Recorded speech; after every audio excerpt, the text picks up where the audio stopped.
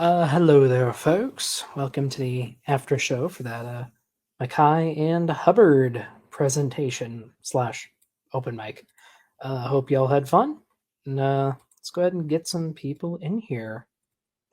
Hello, Welcome, hello. Grand Inquisitor Fro. Yep. Howdy. I'm Hey, not sure I know you. yeah, you probably don't, but I kind of hang around. Well, I have friends that hang around Donnie circles, and so I have too. And I even had a debate on Standing for Truth channel, although it was more theological in nature, over basically what would be the historic canon of Scripture. And I'd made the argument that there really was no such thing, not really. Interesting. So, are you a young Earth creationist or? Oh no, I am very much evolutionist. Well, theistic evolutionist, obviously, but evolutionist. All right. Right. I just like to make sure people's affinities are known, so people don't Oh, get called a YEC when they're not, or oh yeah, I understand. other things. Yeah, Well, and welcome. yeah, one of And the arguments. howdy, Andrew. Oh, go ahead. Well, no, let's get. I don't want to interrupt Andrew's thunder here, so go ahead, buddy. Hey, thanks for having me on. Thanks for hosting the after show, Doc. No problem. Felt it. Might as well have one, Yeah. Yeah. You're right. Let me. I realize I'm not subscribed to you. There we go. Okay. So well, thank you. yeah, one of the things that 'cause again, obviously, I did not get a chance to go on and say my piece, but do you know whether or not any of the creationists on Donnie's panel had say training in something like archaeology or something like that?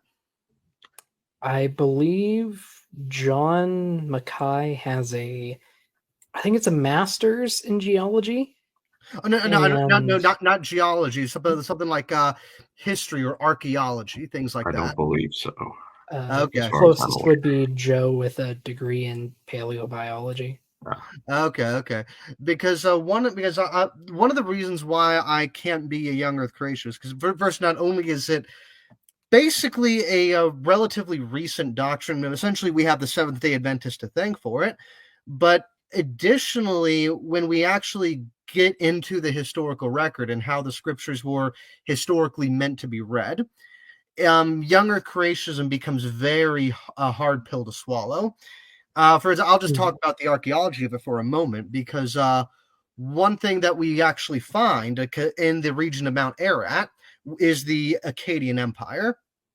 Now, admittedly, because essentially the Noah's flood. Let me get a tab up here because I know I have that. Yeah. So traditionally, Noah's flood is thought to have begun at about 2348 BC, according to the literal dates of the Bible. And young Earth creationism has a habit of being very literalist. The problem is about 20 years after that, we have the Akkadian Empire that Sargon the Great establishes. Now, here's actually a problem, because when we go into the archaeology and visit the great palaces of Akkad, what we find are very, very complicated and complex infrastructure. I mean, we find like farms, canals, markets, businesses, obviously palaces, barracks, everything that you would think of in a modern city. And based on, and again, we don't have exact numbers, obviously, but based on the urban presence that was left behind, the Akkadian Empire, at its height, at around the time Sargon took power, would have been between about 8 and 10 million people, and that's a conservative estimate. And so what we have is that within 20 years, we have at least 6 people, well, actually 8 people, increasing to 20 million. And that's a major problem. The only way to really solve this is essentially to argue that the women of the Bible point at the sex organs of rats and mice. And Doc, what are you playing here? Oh, I just like to have some stuff on in the background. It's a Deino here. Oh, it's for you, Graham, too. But I just like to have like a visual thing for people because I don't show my face, you know. I get No, I you. was just saying Yep. the audio was kind of disrupting what Grand was saying. Or Yeah. it's kind of Oh, hard I'm to hear. sorry. Yeah, I thought I could only hear it. I'm seeing it in the chat too. Apparently, the audio is very loud. I thought I muted it. No, it's not muted. Oh, hmm. Oh well, I'm dead. There we go. Okay. Ta-da! Yeah, I mean, Yeah. like to add on to what you were saying, like, yeah, you look at archaeological history, geology, physics, astronomy, just like younger creationism, a suite of data shows it just does not work. It doesn't match reality. And I'm fine with Christians who want to go beyond that and still have their faith. But like, yeah, just if you're going to like it at some point it seems like you have to intentionally misrepresent what the science suggests in order to argue for younger, right? Yeah, I think that's a rather accurate assessment because typically, I used to be young Earth creationist Baptist fundamentalist. I'm a Roman Catholic now, but when I was kind of in it and kind of genuinely believed it, it was just, and maybe other people have a different experience, but mine is that when I wanted to take the Bible seriously, according to a fundamentalist at least, I had to turn off one side of my brain, and when I wanted to deal with things seriously outside of the Bible, I had to turn the other side of my brain off. And so that was a major problem with me. But moreover, it's simply just the fact that the dependency that Genesis 1 through 11, and for that matter, the rest of the Torah, has on literature that came earlier than it. Like, for instance, like there are no less than about 6 or 7 parallels, for instance, between Babylon's Epic of Gilgamesh and Noah's flood. There's clearly some relation here. Somebody's copying off of another. That's what's going on. And I do just want to say really quick, if anyone disagrees with any of the views being presented on this panel, feel free to hop on. This is an open mic. Wondering if Grayson will join. That'd be nice. Yeah, like young Earth creationist, old Earth creationist, or little old me, come on, whatever you are, you're welcome. Come on, little old me, come on, show people how brain dead I am.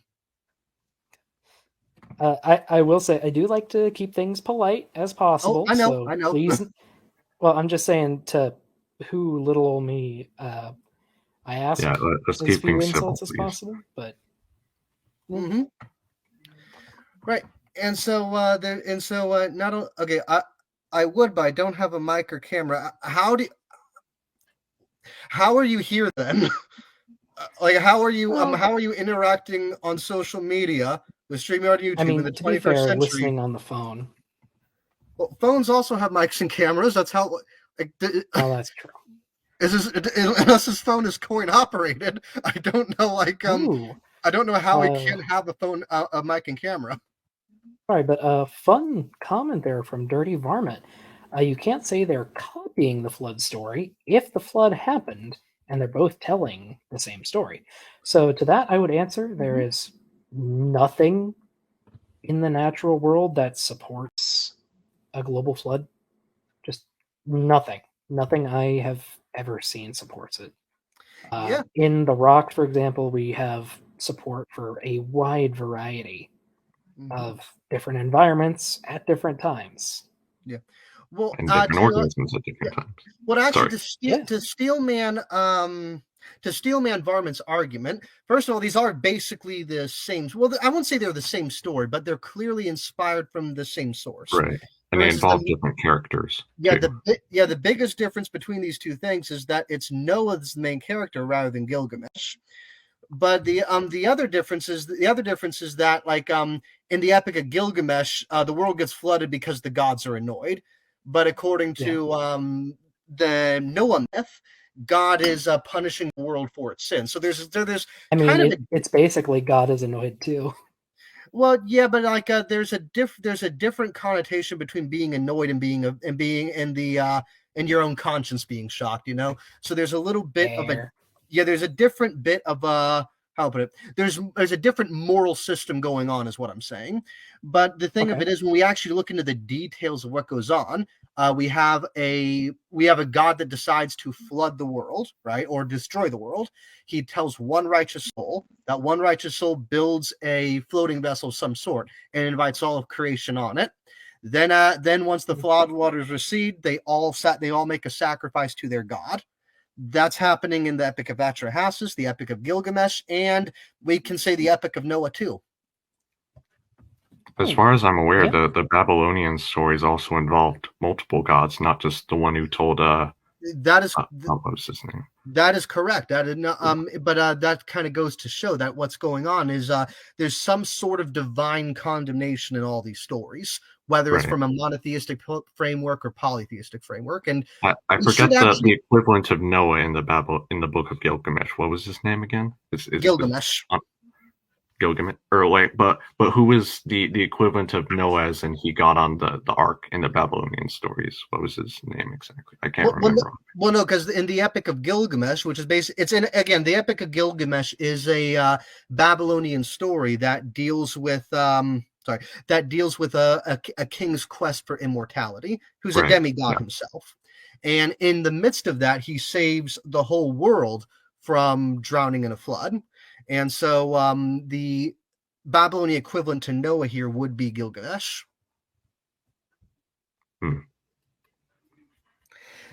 And really quick, I do just want to welcome a creationist to the panel. Welcome, Sea Science. Hey, Doc Deino, how are you all tonight? I've been worse. That's good. I posted a link to the Archeopteryx article in the chat, in the private chat here that I was discussing now. You might want to check that out sometime. Check it out sometime. You'll learn something on that, no doubt. Because it sounded like you were unaware of it beforehand. I mean, it's nothing I was unaware of. So, the article you shared, Archeopteryx knocked off evolutionary perch. First off, that's a fun title. Second, it's basically talking about the discovery of a few other Jurassic era birds. And yeah, we have found other older birds than Archeopteryx. So it's your opinion that Archeopteryx was a bird and not a feathered dinosaur? Well, it is my opinion, the opinion of most of the scientific community, and the opinion of most creationists. Yes, most people think that Archeopteryx is a bird. It has flight feathers. It could probably fly. It was very lightly built. It had a lot of characteristics of birds. It had a beak? No. It did not have a beak, but to be fair, not all birds had beaks. Oh, okay. Did you know that there were birds with beaks found in layers that are supposed to be older than the Archeopteryx? Oh yeah, no, just because Archeopteryx exists doesn't mean there are no birds. It just means that the lineage and the link between birds and theropod reptiles is more clearly established in Archeopteryx. Like for instance, there's actually a very there's a live transitional fossil today, or not a fossil if it's alive, but it's a transitional form called the mudkipper, and it has gills, but it also has a pair of proto-lungs, which it's You mean the mud skipper? The Atlantic mud skipper? I always heard it being pronounced the mudkipper, so I guess I'm just wrong on that. Mud skipper. Yeah, mud skipper. So anyway, so the Archeopteryx was knocked off its evolutionary perch. Why do you suppose that is? Because it's a catchy title. Right. Because it's a what? Because it's a catchy title. The article basically just says Archeopteryx is no longer actually, we could look and see why. Link. You know, we could look and read the title. I read.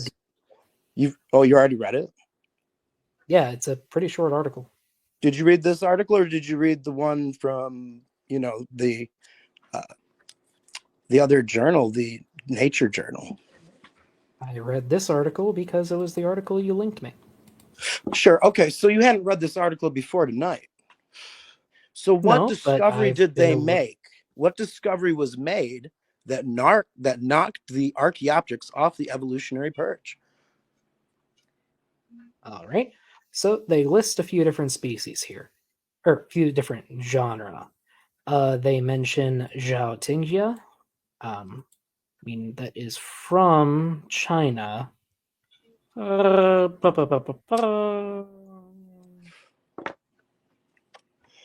what did they basically they discover here? Yeah, they discovered several fossils. But why? Yes, what they was found- specifically about these fossils knocked found the Archaeopteryx off of this long-taught evolutionary transitional perch on the evolutionary phylogenetic tree of life?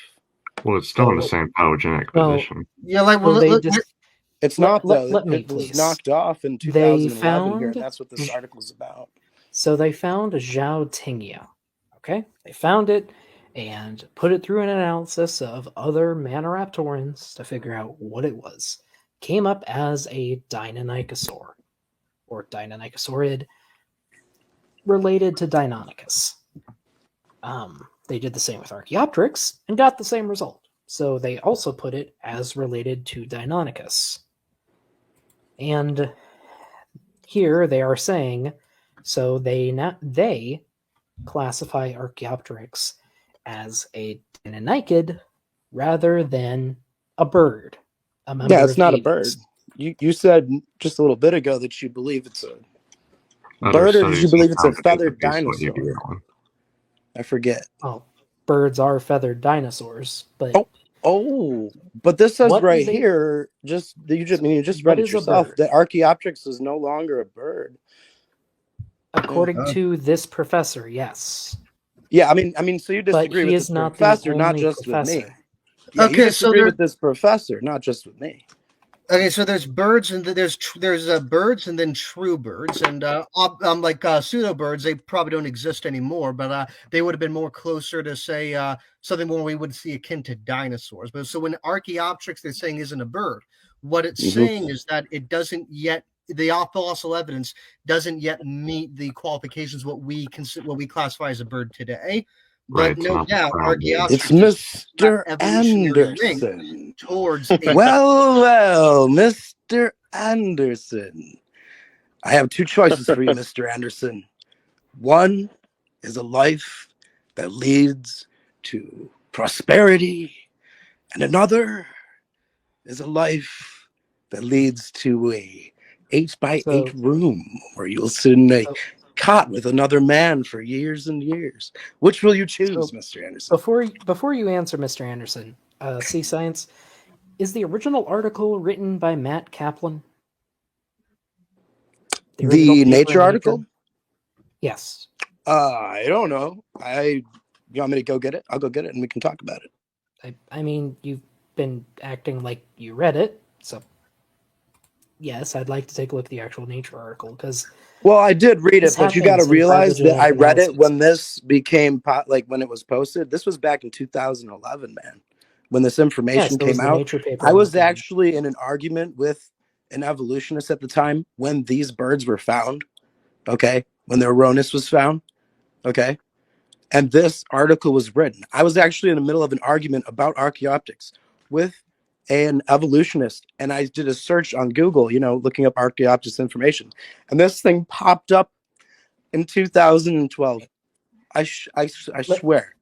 Let me ask you guy, something. listen. Archaeopteryx is over. The long-taught transitional, the thing we've been taught for so long, it's all over. Sea Science? It's been knocked from its evolutionary perch. Sea Science? What?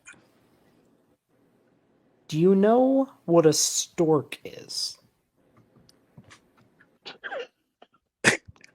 Honest question. Do you know what a stork is? It is the bird from that Disney movie that brings babies, right? Okay, it's a bird. You know what a stork is. Good. Hey, do you know what a raven is? Do you know what a raven is? We can get to that in a minute. Do you know what a duck is? Do you know what a kangaroo is? Do you know what a duck is? Please answer my question. I'm not going to play semantic games with you all night. I'm going to go find that Nature article so you can learn something and get it from a professional instead of just like my opinion. Because right here, you read something that doesn't seem to agree with your personal philosophy. I mean, you said you believed it was a bird, and this article says it's no longer considered a bird. Okay. And it's not just my opinion, it's the opinion of professionals. Well.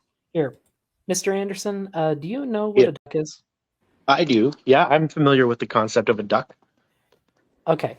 If we found a species of duck and we classified it as a duck, but then later on we did some genetic tests and it turns out it was closer related to a stork.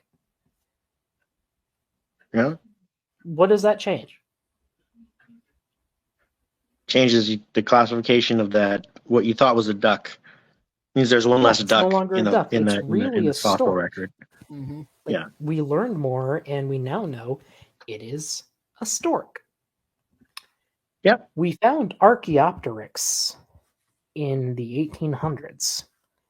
And over a century later, new data came out. And now, with that new data, we decided to give it a shot. Try reclassifying it again, see if it lands somewhere else. And it did. That doesn't mean that Archeopteryx doesn't still exist. That doesn't take away the features it has.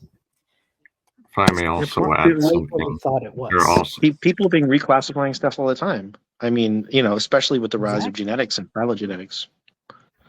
Bingo.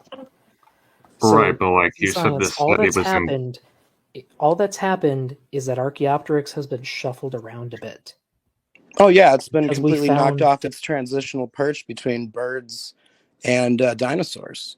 That's the point. No, is that it's long been taught to be a transitional form, and here they are changing their story once again.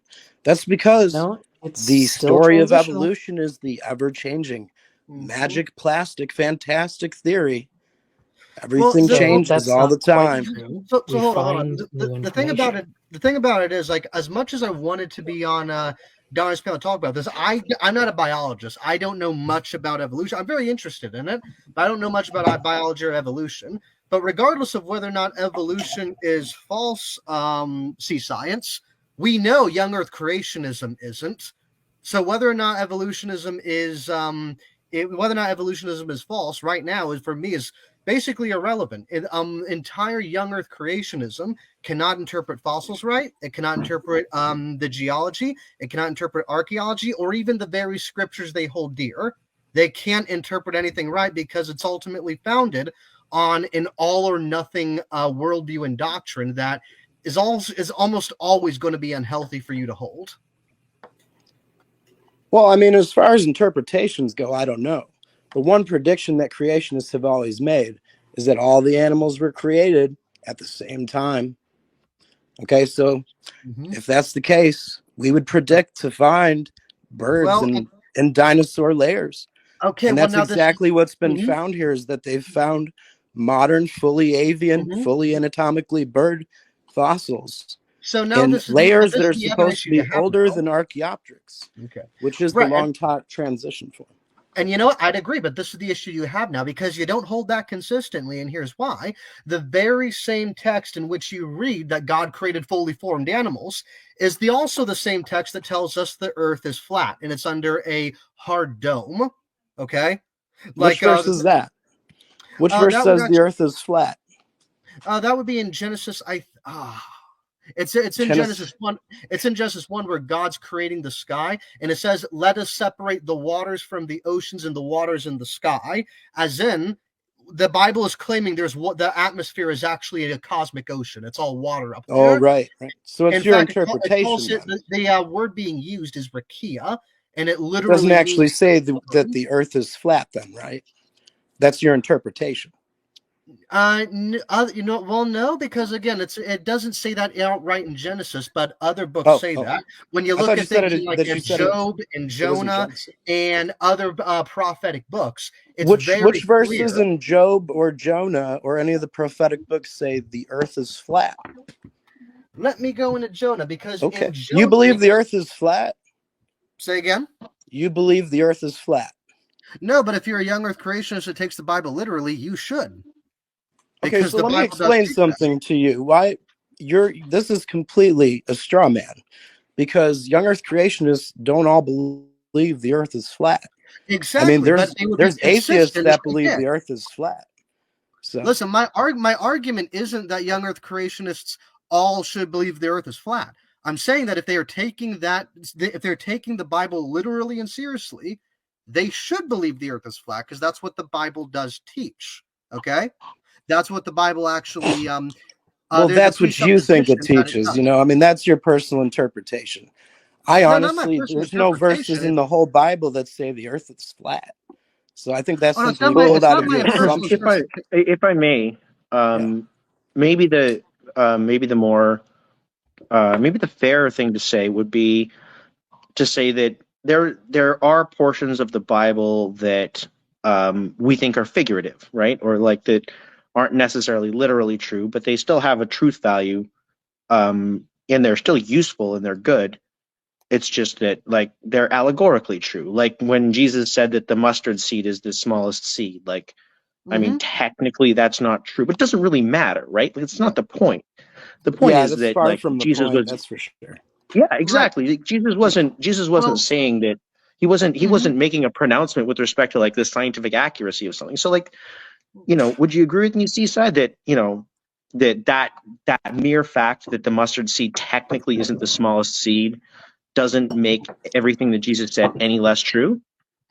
Well, first of all, it was translated as a mustard seed, but what it could have been was this other tree, which was called a mustard tree at the time, and actually has one of the smallest seeds on the entire planet. There's seeds smaller. The smallest seed is the orchid seed, or the smallest seed in the area. It's like way smaller. But right? do you realize how far off of the point this all is? But do you agree with me? Because his assertion was that the Bible question I'm asking you. That the Earth is flat, Mr. Anderson. Well, I know, but I'm trying to agree with you. I'm trying to find some common ground. And what I'm suggesting to you is that there is none on that the Bible says the Earth is flat. No. I will not. Just bear with me here. Just take a little walk. Take a little walk, a little mind walk with me. Of something that just is not so. The Bible does not explain take a little mind walk with me. In fact, the Bible goes beyond. In fact, the Bible's scientific in a way beyond its time that it was written, because the Bible actually reveals that the Earth was hung on nothing. Okay. Here's where. Sorry. Go ahead, Doug. I do want to acknowledge we have gone away from what we were previously discussing. This is an interesting issue, and we can come back to it maybe, but I feel might be a good idea to nail down the thing we were previously talking about. Yeah. Let me just put this out here first, just to like settle this. Is that his idea was I must believe the Earth is flat because young Earthers believe the Earth is flat. Well, that's the misconception. Young Earthers don't think the Earth is flat. Some of them might. But some atheists think the Earth is flat as well. In fact, the modern flat earther society was formed by an atheistic philosophy-bearing person, from what I understand. So. And so, but yeah, the Bible doesn't say the Earth is flat. But yeah, let's get back. So this is what I said, and I'll say this and make sure everybody know we're on the same page here, and then we can move on. I never said young Earth creationists all believe the Earth is flat. I'm saying that if they're supposed to be taking the Bible literally, and they claim to, they should be. Because that's what the biblical authors believed when you're reading the Bible. Okay, it's unavoidable, and so I'm not saying that young Earth creationists believe. You think the authors of the Bible believe the I'm Earth talking. is flat? Thank you very much. What I'm saying is that they're inconsistent. That's it. That's all I said. Who's inconsistent? Okay, point taken. I think we understand. I think we understand the point that you were trying to make. And I think that Seaside, your point was complete Seaside. I'm trying to help you, Seaside. Just give me the space to talk. I think that Seaside's kind of said, look, that's not really the way that I interpret the Bible. I think your point stands that you think that there's an interpretation that's inconsistent. But so I think we beat that horse to death. Let's get back to he did talk about inconsistencies like you just mentioned, Mr. Anderson. But I'd really like to point out an inconsistency of the Bible. Because, if he really believes that there are some, I'm sure we could probably nail that down right now, and I'll show him how there isn't. I doubt it, because there's like lots of putative Which one? reported inconsistencies. There's too many to go through really fast. What? Don't do it, man. Look up a list. Go look up a list and we'll talk about it. Because you obviously we'll don't do know another any time off the top of your head. That's for I sure. do, but I don't want to do this. I don't want to do that with you. I want to get back to Doc's thing. Go ahead, Doc. I'm sure you don't want to have that dance with me, because you will definitely lose. We can talk about these Archeopteryxes too. I mean, but he's going to lose that too, because I've been studying this topic for probably more than half of his life. Sea science? That's cool. Go ahead, Doc. So this is the actual article that the article you sent was citing. So, is this the Nature article that I just sent you in the chat? It is not. This is the article that article was based on. I tracked it down. Are you sure? Because I just sent an article. I just sent an article to the chat here. I mean, yes, is this Nature article right here, right under Scriptures and Stones in the chat? Yes, this is what that. And it's also up higher in the chat. Do you see up higher in the chat where it says, "Here's the article on Archeopteryx I was going on about in SFT chat wave." Yes. And right underneath it says www.nature.com articles news.2011.443. Yes. Okay. All right. So that's the article. That's the Nature article. The original article that your article was based on. That the Australian Geographic Journal used in their journal when they revealed that the Archeopteryx has been knocked from its evolutionary perch. Yeah. Okay. You're right. This is what that was based on. Yes. Now, what this did was they found a new animal in China, compared it with all of the aviolans, so all of the bird-like dinosaurs we have, and it nested within a specific group called Deinonychosaurs, which includes birds. It is a large group. And they found that Archeopteryx also fit in that category. Now, not everything in this group is a bird, but the specific group that Archeopteryx moved to are still birds. So your source is still calling Archeopteryx a bird. All it is doing is saying it's probably not the aviolin that modern birds descend from. That's all it's saying. Right, exactly. What it's saying is that the Archeopteryx that was long taught to be a transitional between dinosaurs and modern birds, some ancestor to modern birds, is not that. And that we were taught a lie for so long. And back in 2012, unless your news is late, you should change your mind. Have you? Well, there have been studies since 2012. If I may, Sea Science, it is not saying that all that was a lie. So we find fossils all the time, and fossils continuously fill in gaps in our understanding of the world. All we did was found a new aviolin. All right, stop patronizing me and talking to me in that tone. Can you stop chest beating and talk to people? Because like I'm just going to tell you right now, just for the first thing here, just before this guy goes, that what they found was the Aronis.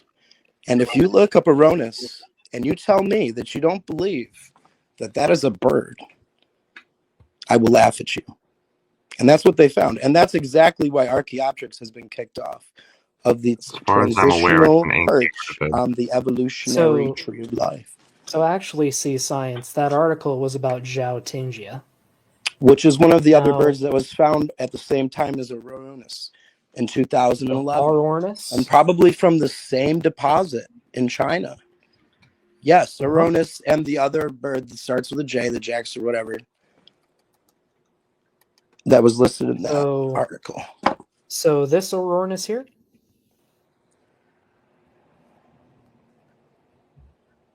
Yes, that Aronis there. But this is an earlier artistic drawing of it than what's been out. I will show you something here. You hold on. Oh, let me just get the skeleton. I'm gonna go off the skeleton because I like looking at bones. I'm real weird like that. So, I mean, that's what we found. So.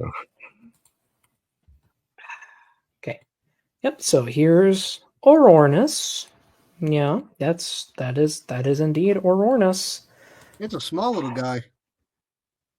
Out of curiosity, why do you see science think that Archeopteryx wasn't a bird? Why don't I think Archeopteryx was a bird? Because it's a feathered dinosaur, man. Okay. Why isn't it a bird? Because it has dinosaur features that aren't in modern birds. Such as? A beak. I mean, can I go on? A beak? Doesn't it have teeth too? Archeopteryx has a beak? A lot of birds don't have beaks, dude. No, I'm saying modern birds have beaks, man. Well, you realize that, right? Archeopteryx doesn't have a beak. You said what feature of this does it have that modern birds do not have? I'm like, I don't know, or like, what's the difference between modern birds? This is like a beak, man. This has no beak. That's the dinosaur feature of it. I just like, how can you not tell the difference between dinosaurs? Okay, I just so there's feathered dinosaurs and there's birds. Okay, they're different things. No, I'm gonna talk to you really simply, like you. Okay, fine. Answer my question. There's dinosaurs with feathers, Doc. Okay, now listen. I'm gonna speak so slow that even you can understand this. Okay, please just because I tend to mumble a little bit. There are dinosaurs with feathers, and there are birds, but you're thinking that they're the same thing because you'll call a feathered dinosaur a bird. You did earlier, and it's funny, because you really can't tell the difference because your personal biases don't even allow you to be able to define a bird. How do you define bird?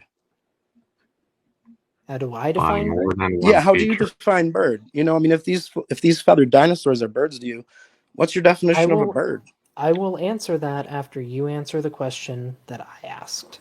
Yeah, you asked what is in this that's also in dinosaurs that modern birds don't have. And I said, yes. This doesn't have a beak, dude. What are the features can you catch up? That make Archeopteryx not this a bird? Doesn't have a beak, dude. It's got a dinosaur face. Think about it. Archeopteryx? Feathered dinosaurs. All right. Archeopteryx. All right. Let me the Aronis has a beak. No, okay, anything else besides the beak? Aronis has a beak, man. Is that it? Beak? Is that it? Sharp teeth. Is it beak? Is that it? Anything else? I mean, just beak, right? I haven't studied this specifically. I'm more into the Australopithecus. Don't care. This don't. Was but I've gone into this, don't and care. I can tell you that. What more do I need to say? Beak. If something is obvious as a beak. Okay, is that it? Beak. Is that it? Given as an answer, and you guys can't accept it. Like, I mean, just beak, like a common man really can look question. At this and tell you why it's a feathered dinosaur and not a bird. But this guy can't so even give me a definition that is of it. bird. This guy asked him, and he can't even give me the definition of bird. Birds.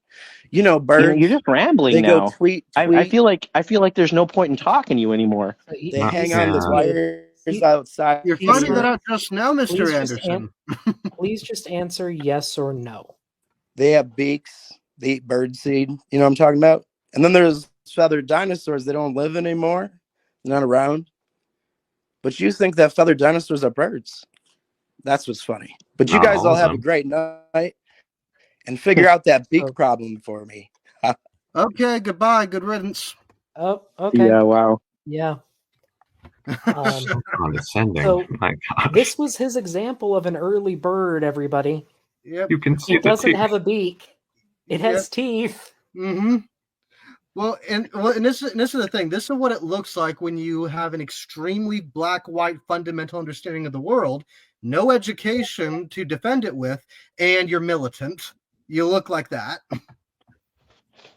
Yeah. Hey, Grayson's here. Hey, Grayson. Hey, Grayson. Hey, tell me more. That's not Grayson. Yeah, I am not. Oh Grayson. No, tell me more. I wish. Oh no, I meant in the site. How's it going? Tell me more.